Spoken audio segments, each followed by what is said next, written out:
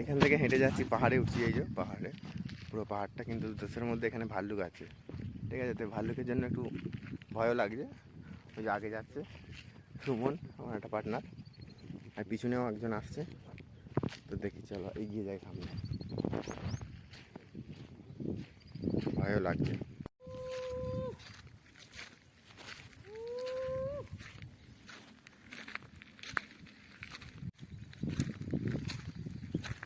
শুধু পুরো নিস্তব্ধ চারদিকটা, শুধু পাখির আওয়াজ আসছে আর শুধু আমাদের পায়েরই আওয়াজ।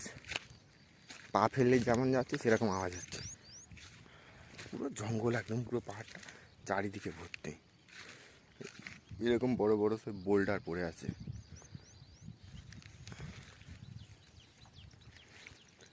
এই যে ও আগে যাচ্ছে সুমন। আমাদের ওই দূরে ওই যে পাথরটা দেখা যাচ্ছে, ওটা আমরা পয়েন্ট করেছি যে ওখানে যাবো, ছবি টবি তুলবো দুটো। বাট যত এগিয়ে যাচ্ছে ও তত পিছিয়ে যাচ্ছে।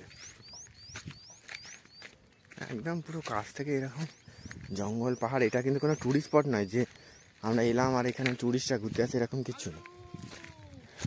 এটা পুরো একদম জঙ্গল, অচেনা পাহাড়। এখানে ভাল্লুক থাকা বলেন সাইড, ওই এখানে আসার আগে বোর্ডে সাইন বোর্ডও দিয়ে রেখেছে যে এখানে আসা সচরাচর বন্ধ।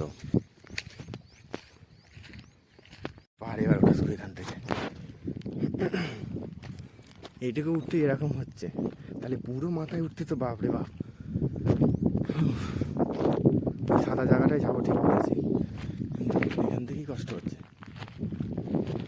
ওই নিচেটা খাদ আছে এখানে, ওখানে তোমার জল পড়ে। দেখো, ওটা আমার জামাইবাবু নিচে কত ছোট, ওখানে ভিডিও করছে।